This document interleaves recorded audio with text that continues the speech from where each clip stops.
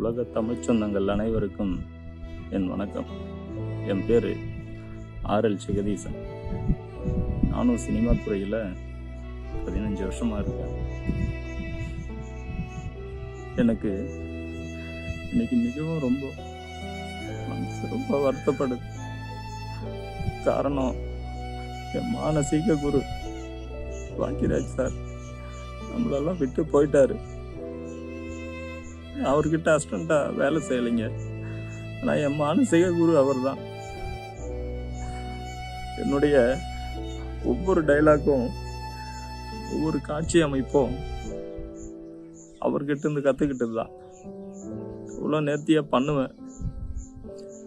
நான் பண்ணுற முதல் படத்தில் ஒரு நல்ல ரோல் பண்ணணும்னு சொல்லிட்டு அவர்கிட்ட போய் ஸ்கிரிப்டை சொன்னுங்க. ஸ்கிரிப்டை கேட்டுட்டு 5 நிமிஷம் சைலண்டாக இருந்தார், எதுவுமே பேசல. அப்புறம் சொன்னார், தம்பி ஸ்கிரிப்ட் நல்லா இருக்குப்பா, கமர்ஷியலாக படம் ஹிட் ஆகணும்னா லவ் போர்ஷன் இருக்கணும் அப்படின்னாரு. நான் அவர்கிட்ட, சார் நீங்கள் சொல்லிட்டீங்கல்ல, நிச்சயமாக பண்ணிடுறேன் சார் அப்படின்னு சொல்லிட்டு வந்தேன். ஆக்சுவலாக அந்த ஸ்கிரிப்டில் லவ் போர்ஷன் இருக்கு. நான் சார்கிட்ட சொல்லும்போது கைட் பண்ணி சொல்லியிருந்தேன். திரைக்கதை ஜாம்புவானுங்க அவரு.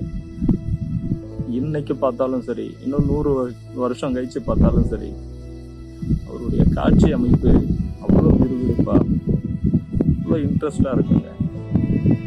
மனுஷங்க என்ன படைப்புங்க அவர். எவ்வளோ நேர்த்தி, பெரிய ஆளுமை.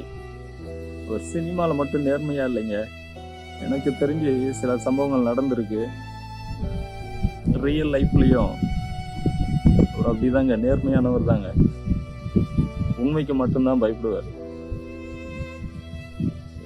எம்ஜிஆர், புரட்சி தலைவர் எம்ஜிஆர் சொன்னாரு, என்னுடைய திரையுலக வாரிசு பாக்கியராஜ் அப்படின்னு சொல்லிட்டு. நான் பெருசா ஆசைப்பட்டேங்க, என்னுடைய திரையுலக வாரிசு ஜெகதீசன் அப்படின்னு அவர் சொல்லணுன்ட்டு. ஆனா அந்த கொடுப்பன கடவுள் எனக்கு கொடுக்கல. அவர் இறந்து போனது ஏத்துக்கவே முடியலைங்க. ரொம்ப கஷ்டமா இருக்கு. வணக்கம்.